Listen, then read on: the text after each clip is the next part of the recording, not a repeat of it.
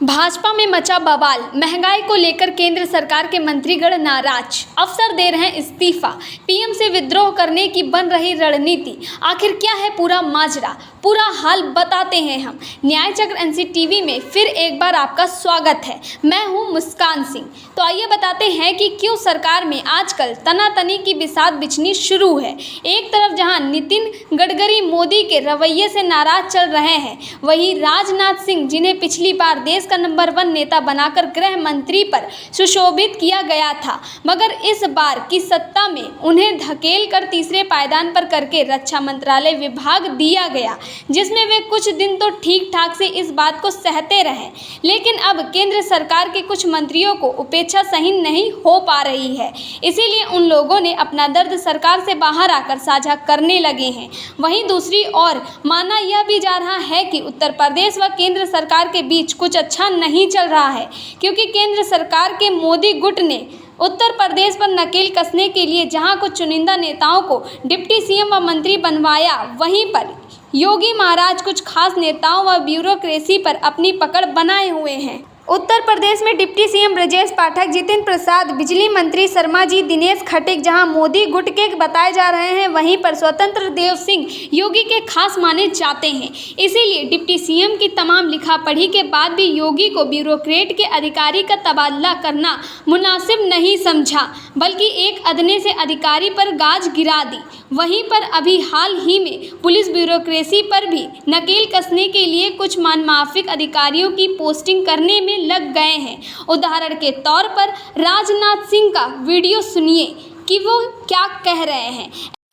यह सरकार हर मोर्चे पर पूरी तरह से विफल है और व्यवस्थाओं के प्रति जन सामान्य की आस्था को इसने गंभीर चोट पहुंचाई है। चाहे वह आर्थिक मोर्चा हो, चाहे वह कूटनीतिक मोर्चा हो, अथवा आंतरिक और वाह्य सुरक्षा का मोर्चा हो, हर मोर्चे पर यह सरकार पूरी तरह से विफल है।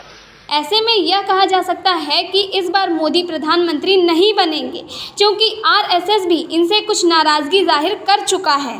इतना ही नहीं, अब ब्यूरोक्रेसी में भी हलचल मच गई है, यानी यूं कह लिया जाए कि सरकार मनमानी बेईमानी पर उतारू हो चुकी है, जिससे यह वर्ग भी नाराज होता दिख रहा है। क्योंकि एक सप्ताह के अंदर 3 आईएएस अफसरों ने इस्तीफा दे दिया या फिर बीआरएस ले लिया। इनमें 2019 में 1993 बेंच के आईएएस राजीव अग्रवाल, आरपी सिंह और अब रेणुका कुमार, जो 1987 बेंच की आईएएस ने इस्तीफा दे दिया। इस तरह एक एक करके आईएएस अधिकारी इस्तीफा सौंपने में लग गए, जिस पर कई सवालिया निशान लगना शुरू हो गए हैं, जो शासन की गलियारियों में चर्चा का विषय बना हुआ है। हुआ कुछ यूं, रेणुका भारत सरकार में सचिव पद पर तैनात थी, जिसकी रैंक मुख्य सचिव की होती है। ऐसे में वापसी यूपी में उन्हें किसी विभाग का अपर मुख्य सचिव बनाया जाता, जो केंद्र में उनकी जिम्मेदारी से छोटा पद होता। मुख्य सचिव दुर्गा शंकर मिश्रा का कार्यकाल 31 दिसंबर 2022 तक है। ऐसे में उन्हें मुख्य सचिव मिलने के लिए लंबा इंतजार करना पड़ता। इनके पति सुनील कुमार भी दिल्ली में तैनात हैं। योगी की पसंदीदा आईएएस रेणुका केंद्रीय प्रतिनियुक्त पर जाने के बाद अहम विभाग में सचिव पद पर थी। उसके पहले वे योगी सरकार में भी महत्वपूर्ण पद पर रही, यानी यहाँ वह जून 2021 से पूर्व बेसिक शिक्षा, राजस्व, वन, पर्यावरण, महिला कल्याण और खनन विभाग जैसे महत्वपूर्ण विभागों में रही हैं। और जैसे ही वे केंद्र से यूपी के लिए रिलीव हुई तो कपास लगाए जाने लगे कि वे किसी महत्वपूर्ण जिम्मेदारी को निभाएंगी। दूसरी तरफ ये भी चर्चा की जा रही है कि केंद्र में जहां वो तैनात थी, वहां भी संतुलन नहीं बन पा रहा था। ऐसे में संकेत मिल रहे हैं, जिसके चलते यूपी कैडर में भेजा जा रहा है। इसी तरह के अन्य आईएएस को भी परेशानी नजर आ रही है। जो भी प्रतिनियुक्त पर गया, उसे केंद्र सरकार के कामकाज पसंद नहीं आए, क्योंकि वे सब मोहरा बनते जा रहे थे। इनमें जुथिका पाटड़कर, विकास गोठलवाल आदि शामिल हैं, जिन्होंने स्वयं व सरकार को बचाते हुए पारिवारिक कार्यों का बहाना बनाकर वीआरएस की दुहाई दे डाली।